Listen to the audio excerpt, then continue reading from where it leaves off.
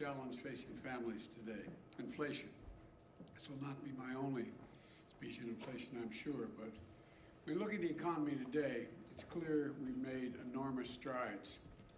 And our plans and our policies have produced the strongest job creation economy in modern times. In addition, 8.3 million jobs in my first 15 months in office at a record. Unemployment rates were down to 3.6%. The fastest decline in unemployment to start a presidential term ever recorded. And in addition, Americans have applied to start 5.4 million new small businesses last year, 20% more than any other year on record. And I see, and as I see it, everything across the country is, as I go across the country, our economy has gone from being on the mend to on the move. But for every worker I met who's gained a little bit of breathing room to seek out a better paying job, for every entrepreneur who's gained the confidence to pursue their small business dreams, I know the families all across America are hurting because of inflation. I understand what it feels like. I come from a family where when the price of gas or food went up, we felt it. It was a discussion at the kitchen table. I want every American to know that I'm taking inflation very seriously, and it's my top domestic priority. And I'm here today to talk about solutions, and there's going to be more we're going to have to talk about as well. But first, I want us to be crystal clear about the problem. There are two leading causes of inflation we're seeing today. The first cause of inflation is a once-in-a-century pandemic. Not only did it shut down our global economy, it threw the supply chains and demand completely out of whack, especially in countries where more effective recovery responses weren't available, especially in those sectors that rely on semiconductors. These supply challenges have been further hampered by the onset of Delta and Omicron viruses. And you've all seen it, you've all felt it. And this year we have a second cause, Mr. Putin's war in Ukraine. We saw in March that 60% of inflation that month was due to price increases at the pump for gasoline. Putin's war has raised food prices as well, because Ukraine and Russia, two of the world's major bread baskets for wheat and corn, are essentially completely stalled. Ukraine has 20 million tons of grain in storage in silos right now. They're trying to figure out how to get out of the country to market, which would reduce prices around the world. Normally we'd have already begun to export them into the market, but it hasn't because of Putin's invasion. So we're working with our European partners to get this food out into the world so that it could help bring down prices. But it's difficult because, again, of Putin and the Russian invasion of Ukraine. And those two major contributors to inflation are both global in nature. That's why we're seeing historic inflation in countries all over the world. But here's the good news. Because of the actions we've taken, America's in the stronger position to meet this challenge than just about any other country in the world. Some of the roots of the inflation are outside of our control, to state the obvious. But there are things we can do and we can address and we need to do. That starts with the Federal Reserve, which plays a primary role in fighting inflation in our country. I put forward highly qualified nominees to lead that institution, and I strongly urge the Senate to confirm them without delay. The Fed has dual responsibilities. First is achieving maximum employment, and second is stable prices. And while I'll never interfere with the Fed's judgments and decisions or tell them what they have to do, they're independent. I believe that inflation is our top economic challenge right now, and I think they do too. We've built a strong economy with a strong job market. And I agree with what Chairman Powell said last week, that the number one threat is the strength, and that strength that we built is inflation. So the Fed should do its job, and it will do its job, I'm convinced, with that in mind. Now, as I said when I came to what Congress and the President can do to fight inflation, Americans have two potential paths forward. The first is my plan, the Democratic plan. Plan put forward by Congressional Republicans is a second alternative. Here's how each of us would tackle inflation. My plan is to lower everyday costs for hardworking Americans, and lower the deficit by asking large corporations and the wealthiest Americans to not engage in price gouging and to pay their fair share in taxes. The Republican plan is to increase taxes on the middle-class families, let billionaires and large companies off the hook as they raise prices and reap profits at record amounts. And it's really that simple. But let me explain why this choice is so important. Let me start with the Putin price hike, high gas prices, and energy prices. My plan is already in motion. I led the world and other countries to join with us to coordinate the largest release of oil from our stockpiles of all the countries in history, 240 million barrels to boost global supply. Here at home, U.S. oil and gas production is approaching record levels. In fact, we produced more oil domestically in my first year in office than my predecessor did in his first year. To further drive down prices, my administration is allowing the sale of gasoline using homegrown biofuels this summer, which wasn't allowed before. And to reduce our dependence on foreign oil and reckless autocrats like Putin, I'm working with Congress to pass landmark investments to help build a clean energy future as well. From tax credits for businesses to produce renewable energy, to tax credits for families to make their homes more energy efficient. I met with nearly a dozen CEOs of America's largest utility companies, and they, to a person, told me that, and including Southern Company, American Electric Power, and 10 others.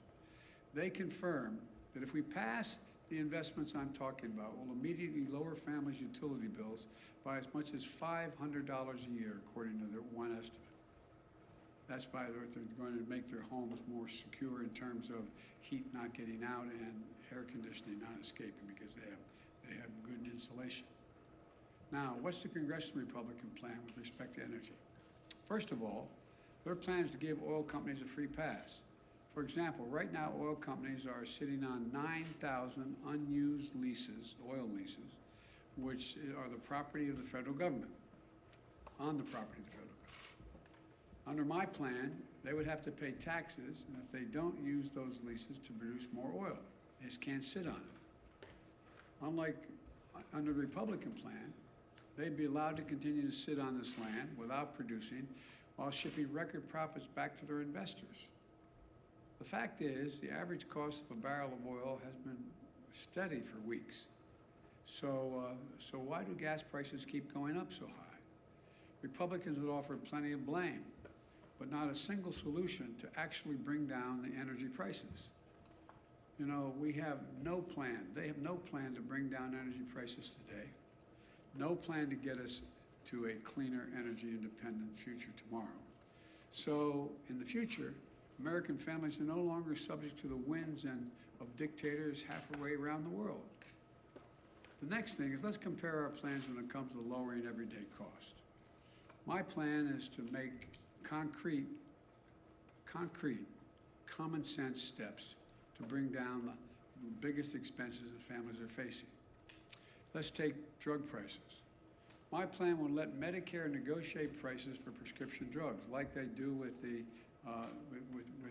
Department of with the military as it relates to what the administration is able to negotiate for prices for military. The cap, and I also call for a cap on the price of insulin, which 200,000 American children rely on because they have type 2 diabetes at $35 a month. It costs $10 to make the insulin. They make a significant profit instead of the average price of about $640 a month. Think of the difference it will make in millions of American families, like the family I met with in Virginia about 3 weeks ago, struggling every day, every single month to afford their son's insulin. And on this and other issues, I've laid out specific proposals to Congress to bring down the cost of everyday cost many American families face. And that's in addition to the work my administration has already done to lower prices. Another reason why prices are up for products people need relates to whether or not the manufacturer has access to all the materials they need to build a product. Think of the materials you need to build a house. If you can't get the materials from the ship to shore, from the shore to the home, the prices are going to go up.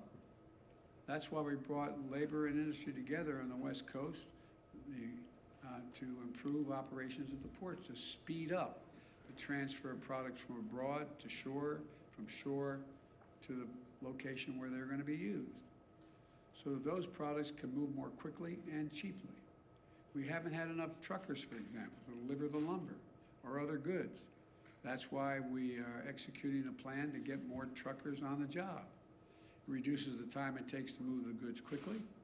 Another problem we face is in some industries, there isn't enough competition.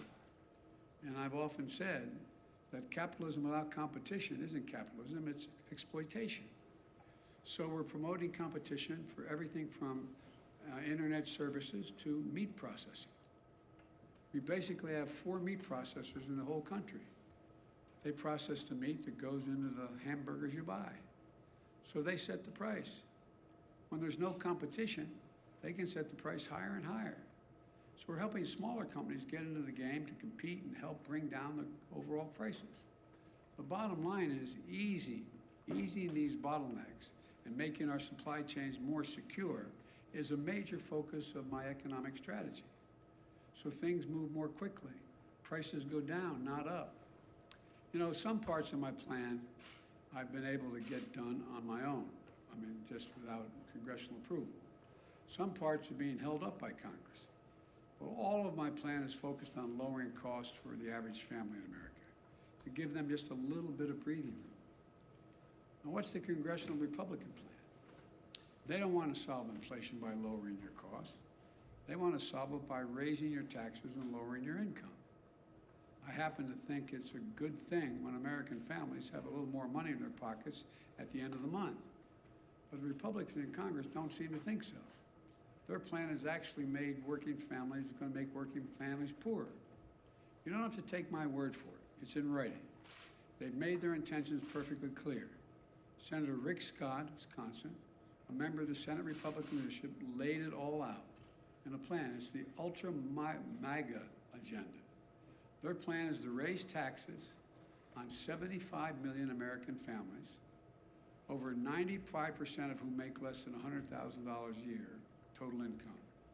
The average tax increase would be about $1,500 per family. They've got it backwards in my view. I proposed a minimum tax for billionaires. In recent years, the average billionaire has paid about 8% in federal taxes. Congressional Republicans have proposed increasing taxes on teachers and firefighters. 55% of the largest corporations paid net zero in federal taxes in 2020 on $40 million profits. It just isn't right. That's why I proposed a minimum tax for corporations. Their plan would also raise taxes on 82% of small business owners making less than $50,000 a year. But it would do nothing to help to hold big corporations and companies accountable. Think about it. Republicans in Congress are so deeply committed to protecting big corporations and CEOs that they would rather see taxes on working American families and try to depress their wages to take on inflation. Never mind the fact that many of these companies are recording record profit margins, even as they raise prices record amounts. Look, you've heard me say it before, I'm a capitalist. I'm not out to punish anybody. I have no problem with companies getting and generating reasonable profits. But in this moment of peril, with the war overseas and inflation surging around the world, the last thing we should be thinking about is rewarding companies for exploiting the situation. While families struggle to pay their bills, some corporate executives are on earnings calls with investors on Wall Street cheering their record profits, and explain how they're using this period of inflation to cover the rise in prices far beyond what they need to do to cover their costs.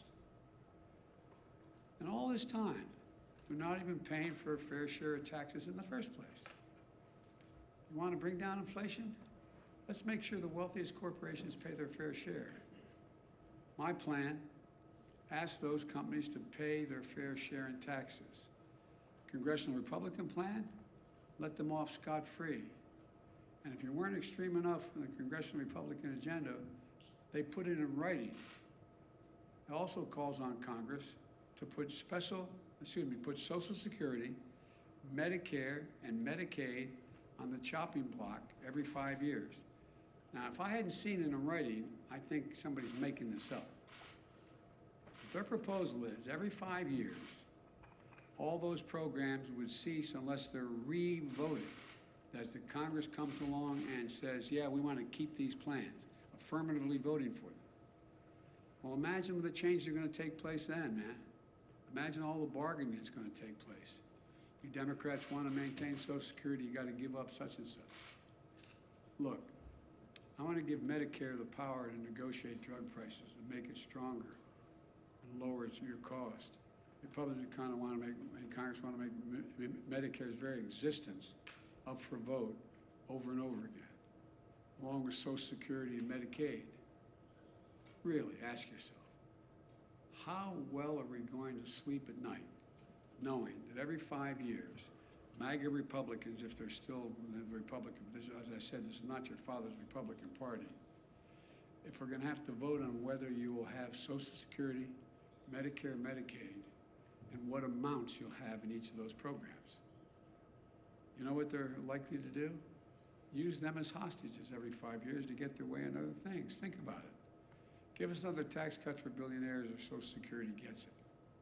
Stop investing in clean energy, or we're gonna kiss your Medicare goodbye. It's outrageous. It's outrageous. I can't believe that the majority of Republicans buy on to Scott's plan, but that's a plan in writing, and he's in the leadership. Finally, let's do one more comparison. Let's compare our two plans when it comes to the deficit.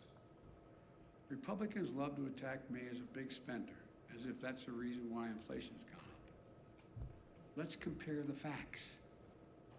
Under my predecessor, the deficit exploded, rising every single year in the Republicans. Under my plan, we're on track to cut the federal deficit by $1.5 trillion this year. Let me say it again, $1.5 trillion by the end of this fiscal year.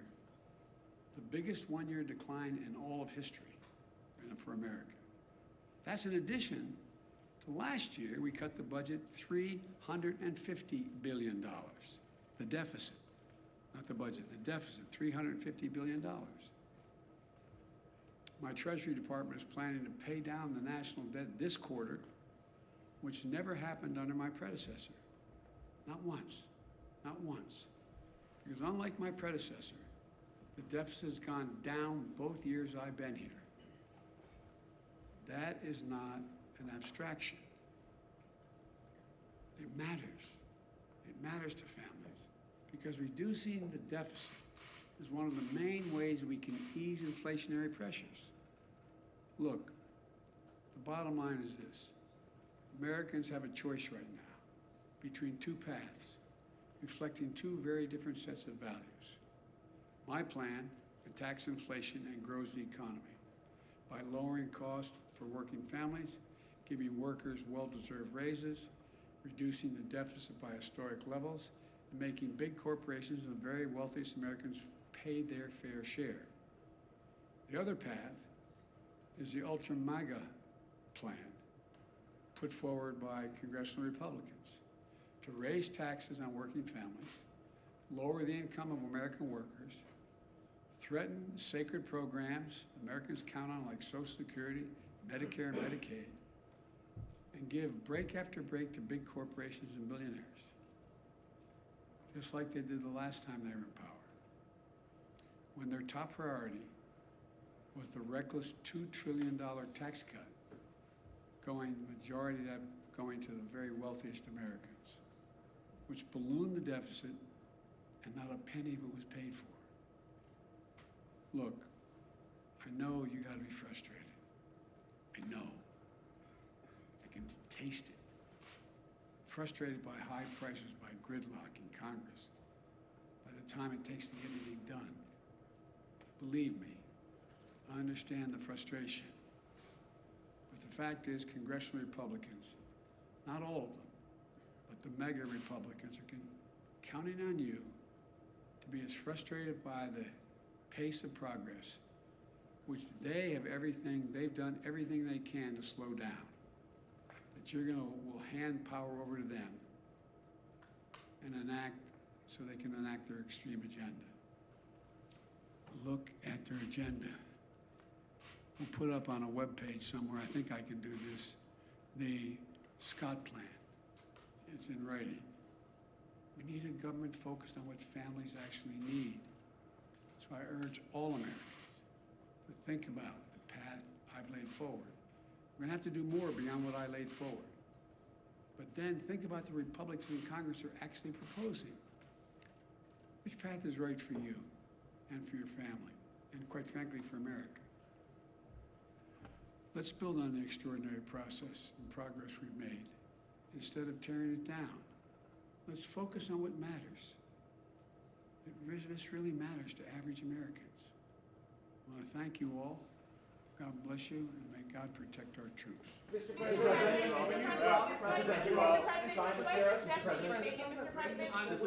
why do you... You're going to ask me about what I spoke about? Yes.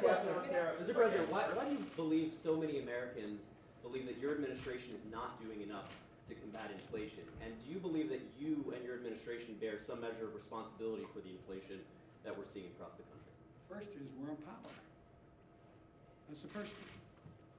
And you justifiably right, we control all three branches of the government. Well, we don't really.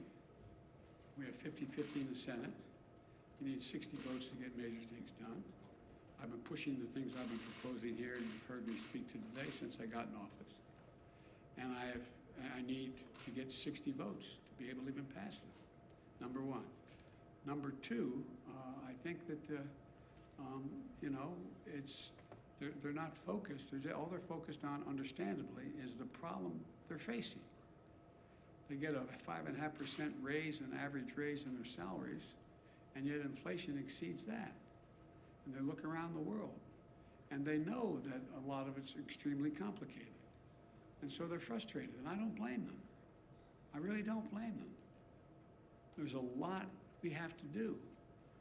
But you know as well, I shouldn't say you, I think what I have to do is explain in simple, straightforward language what's going on. Like, the reason why 30% of the inflation last year is because automobiles cost more. Why'd they cost more? They couldn't get the computer chips to make them. People were making a lot more money. They wanted to buy the automobiles, they couldn't buy them because the costs went up so high because there were so few of them. The same way this year. The same way this year, the reason why prices are up. They understand, but they don't. Look, most people, the vast majority of Americans are hoping that their government just takes care of the problem and they don't have to think about it in detail at the kitchen table or at the dinner table. And that's understandable, no matter what their background. But right now, it's confusing. There's a war in Ukraine, and they're scratching their heads like, what the heck is Russia doing? Should we be helping? They think we should be helping the innocent Ukrainians. But what impact does that have? Do you think the average person, whether they have a PhD or they have any other job, sits and thinks, wow, there's thousands of tons of grain in elevators in Ukraine that can't get out. And Ukraine's one of the biggest producers of corn and wheat. I wonder whether that's the reason my prices are up. And do you take any responsibility for the inflation in this country? Do you take any responsibility for your policies? I think our policies help, not hurt. Think about what they say. The vast majority of the economists think that this is going to be a real tough problem to solve, but it's not because of spending, we brought down the deficit. The bottom line is, how much does America owe? How much in the hole are we going? We're reducing that. Mr. President, today you have inflation. retail gasoline prices and diesel prices at record highs. Yes. Yet you have yet to ask Americans to consume less. You're a train guy. Have you ever thought of your administration asking Americans to drive less, to take public transport? Well, if you ever raised a family like mine, you don't have to tell them. They're doing everything in their power to figure out how not to have to show up at the gas pump. That's why, for example, one of the things that's going to help a lot, but it's going to take time, is our infrastructure bill. The truth is, they don't have that many options in terms of transportation around the country right now. If you live in the Northeast Corridor, you do. If you're driving back and forth between Baltimore, Washington, New York, et cetera. But you don't have many choices. You don't have a whole lot of choices to deal with other aspects of transportation in terms of local transportation.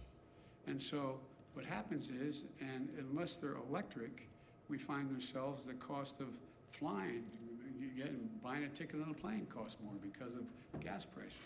So this is a process, but it's a process that I've been consistent about, wanting to lower prices and shift to renewable energy so we're not as dependent. I have conversations almost every day, well, that's an exaggeration, at least twice a week with one of my European counterparts, heads of state, on how can we help them, in fact, wean themselves off of Russian oil because they're so totally dependent. So we're working like the devil to help them transition, because as long as Russia's able to make money selling oil, they're going to continue to be able to do the bad things they're doing. So there's a lot. It's really complicated. I'm not suggesting American people can't understand it. They understand it, but they have, they're working 8-10 hours a day just to put food on the table. And so I think what's happened is we have, in a sense, I never expected, let me say this carefully. I never expected the ultra MAGA Republicans who seem to control the Republican Party now to have been able to control the Republican Party. I never anticipated that happening. Mr. President, will you drop Trump's China tariffs? Mr. President, a year ago the administration was saying that inflation was transitory. That's obviously not the case now. How long do you think it will be until we see prices coming down? I'm not going to predict that. It ranges depending on which economists you're talking to by the end of this year, and some say it's going to increase next year, but there's others say by the end of this year you're going to see it come down, by the calendar year. I don't know, but I know what we have to do to make sure that we can bring it down. Mr. China President, tariffs, you said that will you drop Trump's do China you tariffs? support any restrictions on abortion, or what limits do you believe I'm there not should going be, to as the respond to Senate anything is because I stating want the story to be about inflation. You called out Rick Scott a little while ago in your remarks. Earlier today, anticipating your remarks, he said, and I'm just quoting here, that the best thing, most effective thing Joe Biden can do to solve the inflation crisis he created is resign. He's the problem. The senator added later, Joe Biden is unwell, he's unfit for office, he's incoherent, incapacitated, and confused. These are his words. Offering you a chance to respond to them. I think the man has a problem. Can I ask you about will you drop former President Trump's China tariffs? We're discussing that right now. We're looking at what would have the most So positive lower them or impact. to erase them? No, I didn't say that. I'm asking. I'm telling you, we're discussing it, and no decision has been made on it. Mr. That's enough. Thank you, guys. That's a wrap. How long should Americans be Thank you prepared all. to pay this much at the pump? Big brother. Are you concerned